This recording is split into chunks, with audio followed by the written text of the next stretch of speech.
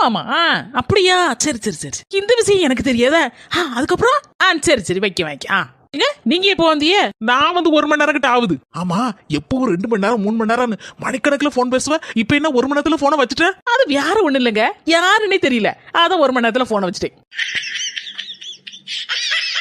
சரி அது போட்டு எட்டி ஒரு கப் காப்பி கொண்டாயும் போ. காப்பியா? பால் இல்லையங்க. சரி அப்ப ஒரு 1/4 லிட்டர் பால் பாக்கெட் வேண்டிட்டா? பால் இருந்தா மட்டும் போதுமா? காப்பி தூளும் இல்ல, சீனியும் இல்ல. கடையில போய் காப்பி குடிச்சுக்கிட்டேன். எங்க ஒரு 5 நிமிஷம் வெயிட் பண்ணுங்க, மேக்கப் எல்லாம் போட்டுட்டு வரேன். நானும் ஒரு கப் காஃபி குடிக்கணும்.